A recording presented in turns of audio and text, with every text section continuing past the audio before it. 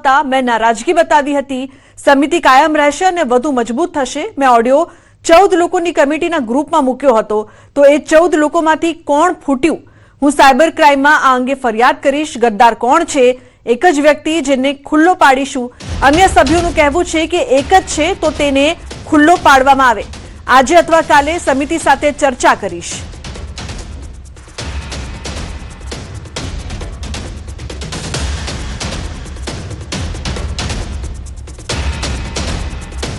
રાજીનામું આપવાનું કીધું હતું, આપ્યું નથી અને આપવાનો પણ નથી।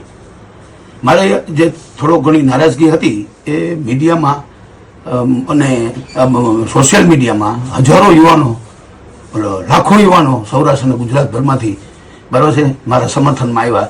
સંકલન સમિતિ સમર્થનમાં ના આવી એટલે મારો થોડો નારાજગી હતી, એ નારાજગી મેં વ્યક્ત કરી છે। હું રાજીનામું આપવાનો નથી, રાજીનામું આપીશ નહીં। આ સંકલન સમિતિ છે, કાયમ રહેશે અને જે આનાથી મજબૂત બનશે। પણ જે મેં આ ક્લિપ મૂકી છે બરાબર છે એ 14 જણાના કમિટીની ગ્રુપમાં મૂકી છે તો એ 14 કમિટીમાંથી કોણ ફૂટ્યો? તો જે મારી નારાજગી નહીં પણ મારો જે આક્ષેપ હતો એ ખોટો નથી। હું સાયબર ક્રાઇમમાં ફરિયાદ કરીશ અને હું જાણીશ કે આ ગદ્દાર કોણ છે। એ એક જ છે। એટલે મને સંકલ્પ સમિતિના બધાના ફોન આવ્યા કે ભાઈ એક જ વ્યક્તિ। તો પદ્મિનીબા વાળા લાઈવ જોડાયા છે, તેમની સાથે ચર્ચા કરીશું। આજે સમગ્ર વિવાદ સામે આવી રહ્યો છે। પદ્મિનીબા, સ્વાગત છે આપનું ન્યૂઝ 18 ગુજરાતી પર। અને અત્યારે જે સમગ્ર વિવાદ સામે આવી રહ્યો છે, જે ઓડિયો ક્લિપને લઈને પણ જે વાતો થઈ રહી છે, સૌથી પહેલા પદ્મિનીબા આપની શું પ્રતિક્રિયા છે?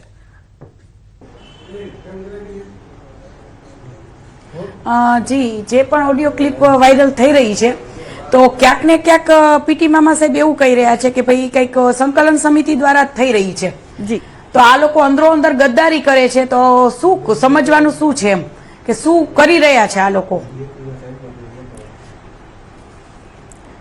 જી પદ્મિનીબા, એક મહત્વની વાત એમણે એ કહી છે કે એક વ્યક્તિ ગદ્દાર છે। એ વ્યક્તિ કોણ છે જેના પર તેઓ નિશાન સાધી રહ્યા છે? કોણ હોઈ શકે?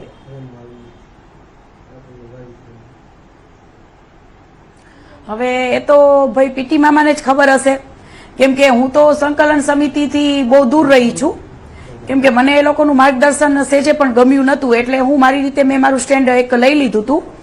તો પીટી મામાને તો ખ્યાલ જ હોવો જોઈએ કે એક વ્યક્તિ કોણ છે અને પેલા 4-5 જણાના નામ લયા છે। તો હું તો એક કહીશ કે ભાઈ બેનો દીકરીઓને દૂર રાખો, બેનો દીકરીઓને આમાં વચમાં ન લ્યો ક્યાંય ને ક્યાંય। જે પણ છે એ આપણી અસ્મિતાની લડાઈ જો આપણે બીજે આપતા હોય તો આપણી બેનો દીકરીઓને દૂર રાખવા જોઈએ આમાંથી। જી બિલકુલ। પદ્મિનીબા, પહેલા આપે પણ 5 લોકોના નામ કહ્યા હતા, 5 લોકોના નામ લીધા હતા અને હવે પીટી જાડેજા દ્વારા પણ નામ લેવામાં આવી રહ્યા છે। 5 લોકોના સાથે સાથે 14 લોકોના પણ નામ લેવામાં આવી રહ્યા છે। કોણ છે એ વ્યક્તિઓ કે જેઓ ગદ્દાર છે જેના કારણે આ સમગ્ર વિવાદ થઈ રહ્યો છે? પદ્મિનીબા,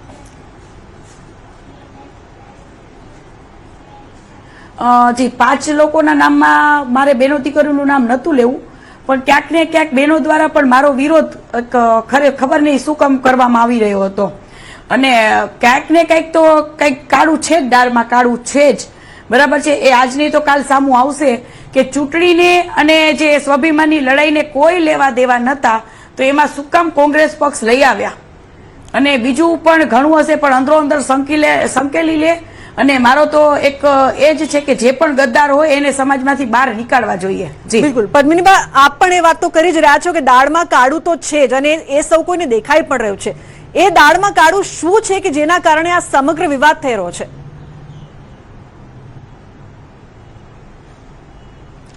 હવે એ તો એ લોકોને જ ખ્યાલ હશે અને હું પણ અમુક વસ્તુ ન બોલી શકું જ્યાં સુધી મારી પાસે પ્રૂફ હોય છતાં હું ન બોલી શકું। ક્યાંક ને ક્યાંક અમારો સમાજ છે અને સમાજની એકતા, આપણો સમાજ એક અત્યારે એક કેટલો થયો છે તો સમાજ એક થયો એ જ બહુ મોટી વાત છે। પરિણામ શું આવ્યું શું નથી આવ્યું એ પણ સમાજે જોયું છે। બિલકુલ પદ્મિનીબા, આપ એક ખૂબ જ જવાબદાર વ્યક્તિ છો અને જે સમાજ છે તમને પણ જુએ છે। એક જવાબદાર વ્યક્તિ તરીકે તમે જો સ્પષ્ટતા નહીં કરો તો આ જે સમાજ છે તે ગેરમાર્ગે ક્યાં સુધી દોરાશે તે પણ એક મોટો સવાલ બને છે। આપની સ્પષ્ટતા એટલા માટે પણ જરૂરી બની જાય છે। જી, પહેલી વસ્તુ તો સમાજમાં આજે બધા એજ્યુકેશન વાળા અથવા તો હોય જ છે તો આજે સમાજે જે ગેરમાર્ગે દોરાઈ ગયો એ સમાજની પણ ભૂલ છે ક્યાંક ને ક્યાંક કેમ નથી સમજમાં કોઈએ લીધું કે ભાઈ કોંગ્રેસને મત આપી અને આપ એવી લડત જે બીજેપીમાં જે આખો બીજેપી પક્ષ લઈ આવ્યા એ જ મને તો કઈ સમજાણું નહીં. તો ભણેલ ગણેલ હોવા છતાં કોંગ્રેસને વોટ આપવો એનું ફાયદો શું? કોને ફાયદો? ક્ષત્રિય સમાજને ફાયદો છે? કોને ફાયદો છે? આખું હિન્દુત્વને આ લોકોએ ગદ્દારી કરી કહેવાય. જે 4-5 તત્વોએ જે આ માર્ગદર્શન ઊભું કર્યું ને કે ભાઈ આપણે કોંગ્રેસ પક્ષ લઈએ તો આ તો હિન્દુત્વના અને વિરોધી કહેવાય કે ક્યાંક ને ક્યાંક હિન્દુત્વ આખું ઓલું થઈ ગયું કે મોદીજીના જે કામ છે એ ન ભૂલવા જોઈએ અને બીજેપી પાર્ટીના વિરોધી શું કામ, તો એ પણ એ લોકોને સાબિત કરવું જોઈએ. જી પદ્મિનીબા, આપ ખૂબ જ એક જવાબદાર વ્યક્તિ છો અને આપનાથી લોકો એવી આશા રાખે કે ગોળ ગોળ જવાબ ન મળે પરંતુ સ્પષ્ટ જવાબ મળે, કારણ કે જો સ્પષ્ટ જવાબ નહીં મળે તો અનેક લોકો છે કે જે તકનો લાભ લેશે અને આપનો જે સમાજ છે જેના માટે આપ આગળ આવ્યા હતા તેને ગેરમાર્ગે દોરવામાં આવશે, જે અત્યારે દોરવામાં આવી પણ રહ્યું છે. પદ્મિનીબા જી, હું ચોક્કસ મારી રીતે ટ્રાય કરીશ. હું ફોન પણ કરીશ કે ભાઈ શું છે આ લોકોનું બધું અને જાણવાની કોશિશ કરીશ અને ક્યાંક ને ક્યાંક અંદર ને અંદર જે પતી જતું હશે ક્યાંક ને ક્યાંક અમારો સમાજ છે તો એવી ટ્રાય કરશું. પણ જે પણ ખોટા વ્યક્તિઓ હશે એ લોકોને તો બહાર જ કરવા જોઈએ ક્યાંક ને ક્યાંક. પણ મને જોવા જઈએ ને તો એ લોકો અંદરો અંદર હવે મને કઈ ખબર નથી પડતી કે મારે પણ શું કરવું જોઈએ, કેમ કે આવા વ્યક્તિઓથી તો હું ખૂબ દૂર રહેવા માંગુ છું. જી બિલકુલ પદ્મિનીબા, અત્યારે આપ કહી રહ્યા છો કે આવા વ્યક્તિઓથી પોતે આપ દૂર રહેવા માંગો છો અને પહેલા આપે અંદર અંદર પ્રયાસ તો કર્યા જ હશે અને જ્યારે પ્રયાસ નિષ્ફળ થયા ત્યારે તમારે મીડિયા સમક્ષ આવવું પડ્યું. તેને લઈને શું કહેશો? કઈ રીતે પોતાનું સ્ટેન્ડ મૂકશો અને સ્ટેન્ડ મૂકશો તો તેનો ફાયદો થશે એવું લાગે છે?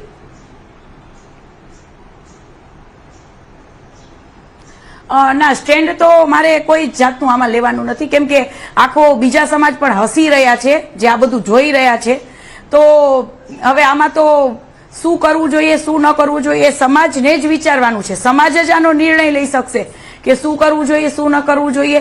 અને સંકલન સમિતિ કોઈ પણ આંદોલનમાં ચાલી શકે એમ જ નથી. જે 5 તત્વો જે આ ખોટું ગેરમાર્ગ દોરાવ્યો સમાજને અને આ માર્ગદર્શન આ લોકોનું ખોટું પડ્યું તો આ લોકોએ હવે સમાજ ઉપર મૂકી દેવું જોઈએ અને હું પણ સમાજ ઉપર જ મૂકું છું કે સમાજે વિચારવાનું છે કે શું કરવું જોઈએ. જી પદ્મિનીબા, અત્યારે સમાજ જે છે તે હાંસીનું પાત્ર બની ગયો છે અને શું આપ તેને આમ જ જોતા રહેશો કે હાંસીનું પાત્ર બનતું રહે? કારણ કે તમારે આગળ તો આવવું જ પડશે.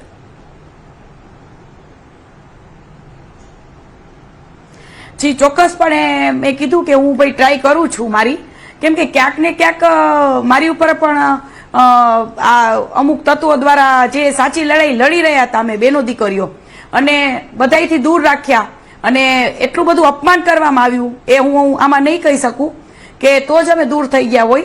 એટલે સંકલન સમિતિના 4-5 તત્વો છે એ લોકોને સબક તો મળવું જ જોઈએ કે જે બેનો દીકરીઓ અસ્મિતાની લડાઈ લડે છે અને તમે લોકો એનું જ અપમાન કરી રહ્યા છો તો તમે લોકો ગરાસિયા છો કે શું છો? કેમ કે એ લોકોનું વર્તન એટલું બધું ખરાબ હોય છે જ્યાં મીટિંગ થાય છે ત્યારે એ હું આમાં નહીં કહી શકું. જી બિલકુલ પદ્મિનીબા, અત્યારે જે ચૂંટણી થઈ મતદાન થયું, આપને શું લાગે છે કે ક્ષત્રિય આંદોલન જે થયું તેની અસર આ ચૂંટણીના પરિણામ પર જોવા મળશે ખરી?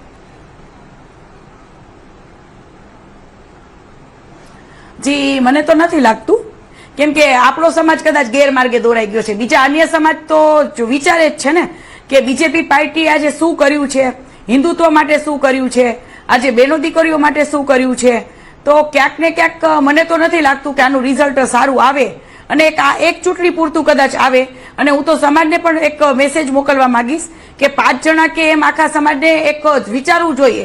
આવા 5 જણા આવા આગેવાનો જે આખા સમાજને 20 વર્ષ પાછો લઈ ગયા અને બાળકોનું ભવિષ્ય ખરાબ કરી નાખ્યું છે જોવા જઈએ તો. એટલે સમાજે વિચારી અને સ્ટેન્ડ લેવું જોઈએ, સમાજને વિચારવાનું છે. બિલકુલ પદ્મિનીબા, આપ એમ કહેવા માંગો છો કે આ જે પરિણામ જે આવશે અથવા તેની અસર જે નથી થઈ તેની પાછળનું કારણ સંકલન સમિતિ છે એવું આપ કહેવા માંગો છો? જી આ ચોક્કસપણે જે પણ આંદોલન હતું એનું પરિણામ નથી, એમાં સંકલન સમિતિ જ છે જે કોઈ ડિસિઝન જ ન લઈ શક્યા, સારું માર્ગદર્શન પણ ન આપી શક્યા અને બસ મીટિંગ, નોટ, પેન અને મીડિયા એ લોકો એ જ કર્યું, બીજું કઈ કર્યું જ નથી. એટલે સંકલન સમિતિનું જે સ્ટેન્ડ છે તે ક્લિયર નથી. જી ના, સેજે ક્લિયર નથી. આટલા એજ્યુકેટેડ વ્યક્તિઓ હોવા છતાં જો તમે સમાજને ગેરમાર્ગે દોરી રહી ગયા, એટલો ખ્યાલ ના આવ્યો કે આપણા સમાજ માટે નહીં પણ આપણા હિન્દુત્વ માટે શું સારું છે એ પણ એ લોકોએ ન વિચાર્યું અને આખા સમાજને ગેરમાર્ગે દોરી દીધો છે, તો આ લોકોને આપણે શું કહેવું જોઈએ એમ મને પણ એ વિચાર આવે છે.